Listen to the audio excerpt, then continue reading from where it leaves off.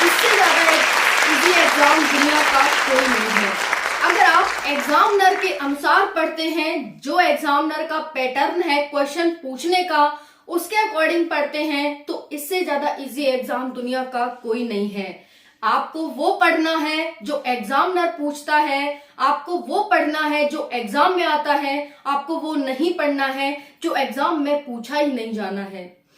तो एग्जाम को ध्यान में रखते हुए आपके लिए साइंस की क्लास आरपीएफ के लिए आ चुकी है। RPF constable and SI class 2 है ये हमारी। एक क्लास हो चुकी है, आप सभी उसे जाकर ले लेना।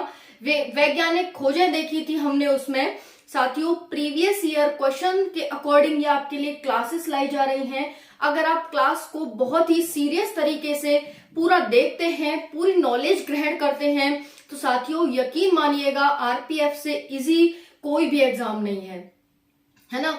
लेकिन अगर आप एग्जाम ओरिएंटेड नहीं पढ़ते हैं, सोचते हैं क्या है कैसे है, नहीं ये है वो है पता नहीं क्या है, आपकी मर्जी है भाई, आपकी स्वतंत्रता है, जैसा आप चाहे वैसा कर सकते हैं।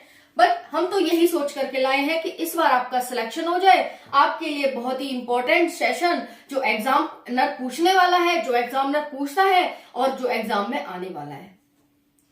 चलिए इसी के साथ शुरू करते हैं अपनी क्लास को। बहुत ही शानदार सी प्यारी सी क्लास। डेली आपको एक टॉपिक कराया जाएगा। आप सभी की डिमांड थी कि साइंस की क्लास लाइए, साइंस की क्लास लाइए, तो आपके लिए साइंस की क्लास मैंने स्टार्ट कर दी है। फिर से वही मैं कहूंगी, मैंने अपना कर्तव्य कर दिया, आप अपना कर्तव्य करिए वीडियो को लाइक करके, शेयर करके, क्योंकि आप जितना देखेंगे उतना ही मुझे अच्छा लगेगा कि हाँ मैं जो वीडियो बना रही हूँ वो आप देख रहे हैं, है ना, शेयर कर रहे हैं, वीडियो को लाइक कर रहे हैं, अच्छा रिव्यू आ रहा है बच्चों का, अच्छे कमेंट आ रहे हैं, और भी आपका कोई टॉपिक हो तो आप भी उसका बता सकते हैं मुझे।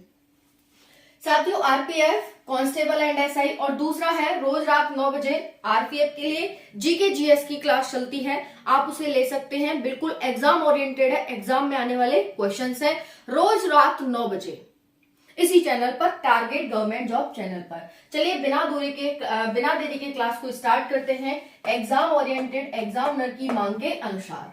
साथियों, इस क्लास में हम 2 टॉपिक बिल्कुल निपटाने वाले हैं, यानी खत्म कर देंगे उनको बिल्कुल बहुत ही अच्छे तरीके से समझ करके, उनको एक तरफ साइड कर देंगे। इसकी पीडीएफ भी आपको मिल जाएगी Telegram channel Priyanka Sharma study पर। तो देखिए, ऊर्जा रूपांतरण करने वाले प्रमुख उपकरण, ऐसे कौन से उपकरण हैं जो ऊर्जा का रूपांतरण कर देते हैं, एक ऊर्जा को दूसरी ऊर्जा में चेंज करने वाले ऐसे कौन से उपकरण हैं। आपको उपकरण का नाम दिया जाता है, पूछा जाता है कि बताइए ये उपकरण किस ऊर्जा को किस ऊर्जा में चेंज करता है, या फिर ऐसे पूछा जाता है कि बताइए इस ऊर्जा को इस ऊर्जा में चेंज करने वाले उपकरण का क्या नाम है। आई होप समझ आ गया होगा आपको। दोनों तरीके से क्वेश्चन को पूछा जाता है, हम दोनों तरीके से देखने वाले हैं। तो देखिए, यहाँ पर है डायनमो, उपकरण का नाम है ये डायनमो, और यहाँ पर अलग अलग उपकरण दे रखे हैं आपको। यहाँ पर ऊर्जा का रूपांतरण देखेंगे कि कौन सी ऊर्जा होती है। साथियों, डायनमो उपकरण क्या करता है, तो डायनमो उपकरण करता है साथियों यांत्रिक ऊर्जा को विद्युत ऊर्जा में चेंज करता है, विद्युत ऊर्जा में चेंज करता है। ओके जी, ये इतना आप सभी को समझ आ गया होगा। यांत्रिक ऊर्जा को विद्युत ऊर्जा में परिवर्तित कौन करता है, तो डायनमो करता है।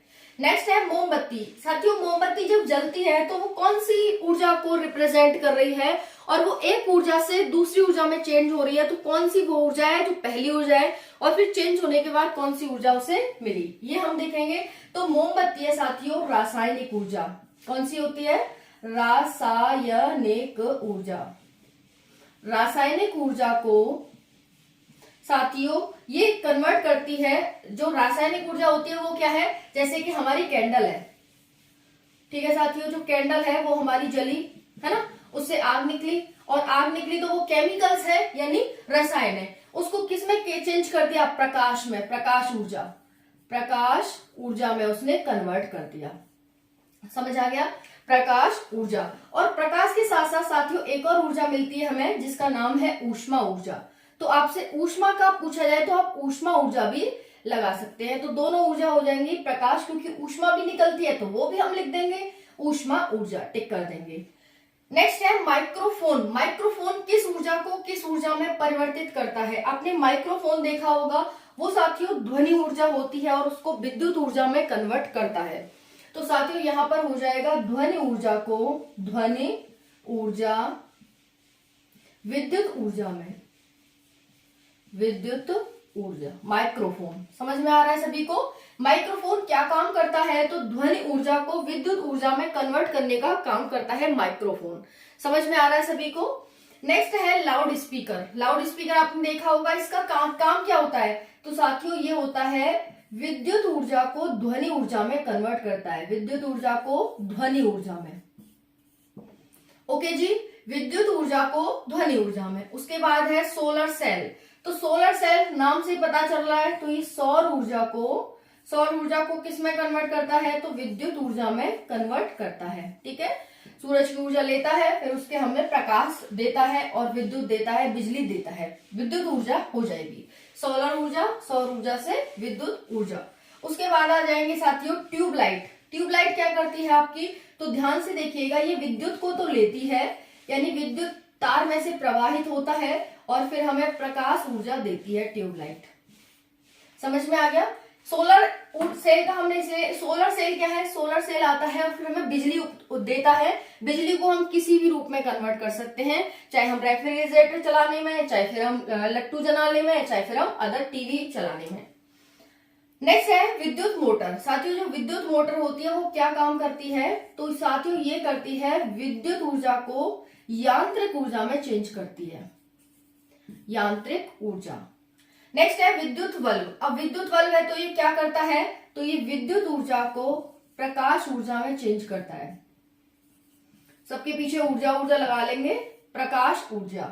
विद्युत ऊर्जा को प्रकाश ऊर्जा में चेंज करने का काम कौन करता है? विद्युत है, उसको प्रकाश में चेंज कर दिया, हमें लाइट मिल गई, प्रकाश ऊर्जा। नेक्स्ट है विद्युत सेल। विद्युत सेल क्या करता है? आपने सेल देखा होगा किसी भी बैटरी में, या फिर आप कुछ भी इलेक्ट्रिसिटी का सामान यूज करते हैं, उसमें विद्युत सेल डालते हैं, यानी बिजली का सेल डालते हैं, तो वो करता क्या है साथियों? तो साथियों ये करता है यहाँ पर रासायनिक ऊर्जा को साथियों कन्वर्ट करता है विद्युत ऊर्जा में। अब बल्ब बनाए तो किससे बना है? बिजली से तो बना नहीं है, रसायन से बना है, जिंक वगैरह उसमें डाला गया है, उससे बना है, और फिर वो काम क्या कर रहा है? रासायनिक ऊर्जा को विद्युत ऊर्जा में कन्वर्ट करने का कार्य कर रहा है। उसके बाद देखेंगे सितार। सितार देखा है, कभी बजाया है? ये क्या होता है? ये करता है साथियों यांत्रिक ऊर्जा को ध्वनि ऊर्जा में चेंज, यांत्रिक ऊर्जा को ध्वनि ऊर्जा में कन्वर्ट करने का काम कौन करता है? तो वो करता है सितार। नेक्स्ट यहाँ पर एक डेफिनेशन है, ऊर्जा संरक्षण का नियम क्या होता है? तो ऊर्जा संरक्षण ये कहता है कि एनर्जी ना तो कभी क्रिएट होती है और ना ही कभी डिस्ट्रॉय होती है। एनर्जी, ऊर्जा संरक्षण का नियम कहता है कि ऊर्जा न तो क्रिएट होती है, न तो उत्पन्न होती है और न ही नष्ट होती है, बल्कि ये एक स्थान से, एक ऑब्जेक्ट से, एक प्लेस से दूसरी प्लेस पर ट्रांसफर हो जाती है। इसी को हम क्या कहते हैं? ऊर्जा संरक्षण का नियम कहते हैं कि ऊर्जा संरक्षित रहती है, इधर से उधर करने पर उसमें कोई भी कमी कसर नहीं आती है, जैसी है वो वैसी ही होती है। न कभी हम उत्पन्न कर सकते ऊर्जा को, न ही हम कभी इसे डिस्ट्रॉय कर सकते, है ना। जैसे आपने देखा होगा कि आपने अपनी ऊर्जा कहाँ लगा दी? आपने अपनी ऊर्जा काम करने में लगा दी, एक काम को करने में लगाई, दूसरा काम आपका क्या अधूरा रह गया, तो आपने ऊर्जा क्या करी? ट्रांसफर करी। तो ऐसे आप बहुत सारे एग्जाम्पल अपने ले सकते हैं। नेक्स्ट दूसरा टॉपिक है हमारा विभिन्न माध्यमों में ध्वनिकी चाल। विभिन्न माध्यमों में ध्वनिकी चाल क्या होती है? जैसे माध्यम हो गए आपके वायु, हाइड्रोजन, CO2, भाप। बार बार बहुत ही आपसे क्वेश्चंस पूछे जाते हैं इन एग्जाम से।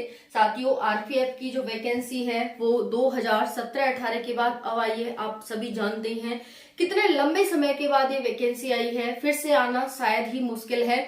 अगर आएगी भी तो शायद हम ओवर एज हो चुके होंगे उस टाइम पर, तो आपको एक भी क्वेश्चन अपना खोना नहीं है। हाई कट ऑफ जाती है, उसके अकॉर्डिंग आपको तैयारी करनी है। कट ऑफ हाई जाती है, इसका मतलब ये नहीं है कि आप तैयारी ना करें, इसका मतलब ये है कि आपको पढ़ना है अच्छे से ज्यादा, ताकि औरों से बेहतर कर सकें। चलिए देखते हैं, ये माध्यम है, ये ध्वनि की चाल है मीटर पर सेकंड में at 0 degree centigrade. 0 degree centigrade पर ध्वनि की चाल मीटर पर सेकंड में क्या होती है? तो यहाँ पर देखेंगे जैसे वायु है, वायु में अगर हम कुछ चीज बोलते हैं, कुछ बोलते हैं, तो ध्वनि की चाल कितने मीटर पर सेकंड की चाल से चलती है। तो सभी साथी बहुत ही ध्यान से देखेंगे साथियों, बहुत ज्यादा ध्यान से, है ना। तो वायु में यानी वायु में ध्वनि की चाल मीटर पर सेकंड में क्या होगी, तो आंसर हो जाएगा 332 मीटर पर सेकंड होती है। पूछे जाते हैं एग्जामिनर आपसे पूछेगा विद्युत ऊर्जा को यांत्रिक ऊर्जा में कौन कन्वर्ट करता है, सौर ऊर्जा को विद्युत ऊर्जा करता है, तो आप बोलेंगे सोलर सेल करता है, इस तरह से। वैसे ही आपसे ये भी पूछ सकता है कि बताइए 332 मीटर पर सेकंड जो ध्वनि की चाल है वो किस माध्यम में होती है, तो आपको 4 ऑप्शन दिए होंगे, आप बता देंगे कि इसमें होती है ना। तो वायु में ध्वनि की चाल कितनी होती है, 332 मीटर पर सेकंड। वहीं पर हम हाइड्रोजन की बात करें तो हाइड्रोजन में 1269 यानी 1269 साथियों होती है हाइड्रोजन में ध्वनि की चाल। हम ये भी देखेंगे सबसे ज्यादा किसमें होती है, सबसे कम किसमें होती है। बात करते हैं नेक्स्ट कार्बन डाइऑक्साइड यानी CO2, इसमें कितनी होती है ध्वनि की चाल, तो ध्यान से देखेंगे इसमें 260 मीटर पर सेकंड होती है, 260। नेक्स्ट है भाप में, भाप एट 100 डिग्री सेल्सियस यानी 100 डिग्री सेंटीग्रेड पर जो भाप निकलती है उसमें ध्वनि की चाल कितनी हो जाती है, तो ध्यान से देखेंगे 405 मीटर पर सेकंड हो जाती है। उसके बाद अल्कोहल में कितनी होती है, अल्कोहल में साथियों बात करेंगे तो अल्कोहल में हो जाती है 1213 यानी 1213 मीटर पर सेकंड, इतनी चाल से चलती है। नेक्स्ट है जल, जल मतलब H2O, इसमें कितनी होती है, तो इसकी होती है 1483 मीटर पर सेकेंड, 1483 मीटर पर सेकेंड। नेक्स्ट है समुद्री जल, समुद्री जल तो बहुत खारा होता है, तो इसमें क्या होती है, इसमें होती है 1533 मीटर पर सेकेंड। उसके बाद बात करते हैं पारा की, तो पारा में कितनी होती है साथियों, ध्यान रखेंगे यहाँ पर 1450 होती है मीटर पर सेकेंड पारा में। उसके बाद कांच में कितनी होती है, तो कांच की तो बस कुछ पूछो ही मत, 5640 होती है। साथियों कांच में कहाँ चलती है, आप अभी कोई खिड़की लगी हो आपकी या फिर अपनी गाड़ी को देख लो, गाड़ी आपकी शीशा लगा है, उस पर बाहर कोई बंदा बोल रहा है और आपका शीशा बंद है, आवाज ही नहीं आएगी। अभी शीशा खोल दो, कितनी आवाज आएगी। तो शीशा की तो कुछ पूछो ही मत, यहाँ पर हमें दिख रहा है कि शीशे की सबसे ज्यादा होगी, बट थोड़ा सा सबर करिएगा। एल्यूमिनियम की भी देख लेते हैं, एल्यूमिनियम की होती है 6420 मीटर पर सेकेंड। अब बताइए एल्यूमिनियम की, तो एल्यूमिनियम की सबसे ज्यादा होती है, यानी ध्वनि इसमें ध्वनि की चाल कितनी होती है, इसमें एल्यूमिनियम में 6420। उसके बाद लोहे की बात करते हैं तो लोहे में होती है 5130 मीटर पर सेकेंड, 5130 मीटर पर सेकंड की चाल से चलती है। तो पहले नंबर पर क्या हो गया साथियों, एल्यूमिनियम हो गया, यानी सबसे ज्यादा। तो हम ऐसे ही लिख लेते हैं, सबसे ज्यादा किसकी है, सबसे ज्यादा यहाँ पर हो जाएगी, सबसे ज्यादा हो जाएगी एल्यूमिनियम की, है ना। और सबसे कम देखें तो सबसे कम है वायु की, सबसे कम किसकी है, वायु की। इनसे ही आपसे क्वेश्चन पूछे जाते हैं, सबसे कम, ठीक है जी। उसके बाद पहला नंबरिंग करें तो पहले नंबर पर क्या हो जाएगा, एल्यूमिनियम। दूसरे नंबर पर बात करेंगे तो हो जाएगा कांच। तीसरे नंबर पर हो जाएगा लोहा। फिर चौथे नंबर की बात करें तो चौथे नंबर पर बताइए क्या हो जाएगा, चौथे नंबर पर ये हो जाएगा समुद्री जल, फोर्थ। उसके बाद फिफ्थ पर बताइए, फिफ्थ पर अगर हम देखें तो फिफ्थ पर हो जाएगा ये वाला, ये हो जाएगा, तो फिफ्थ पर हो गया जल। फिर उसके बाद सिक्स्थ की बात करें तो हो जाएगा पारा, 6वें नंबर पर। 7 की बात करें तो 7वें नंबर पर हो जाएगा हमारा ये वाला जो कि हाइड्रोजन है। 8 वाले पर हो जाएगा अल्कोहल, 9 वाले पर हो जाएगा भाप यानी स्टीम, और 10 वाले पर हो जाएगा, और 11 वाले पे हो जाएगा साथियों यहाँ पर वायु। आपका ऑर्डर है, नीचे कुछ दे भी रखा है कि विभिन्न माध्यमों में होती है। हमने देख लिया कि में ध्वनि की चाल भिन्न भिन्न होती है। फिर उसके बाद है कि विस्कोसिटी एंड डेंसिटी पर निर्भर करती है, यानी जो प्रत्यास्थता है और घनत्व है उस पर हमारी ध्वनि की चाल निर्भर करती है। जो भी साथी हिंदी से संबंध है वो प्रत्यास्थता और घनत्व जानेंगे कि अगर हम बात करें कि ध्वनि की चाल डिपेंड किस पर करती है तो प्रत्यास्थता और घनत्व पर करती है। जो इंग्लिश वाले हैं वो ध्यान रखेंगे विस्कोसिटी और आपकी डेंसिटी पर निर्भर करती है ध्वनि की चाल, कि किसकी डेंसिटी कितनी ज्यादा है, किसकी डेंसिटी कितनी कम है, इस पर ही आधारित होती है। आई होप ये टॉपिक बहुत ही इजीली तरीके से आपको समझ आया होगा। समझ आए तो सेशन को लाइक करें, शेयर करें, सब्सक्राइब करें। धन्यवाद, थैंक यू सो मच। जय हिंद, वंदे मातरम।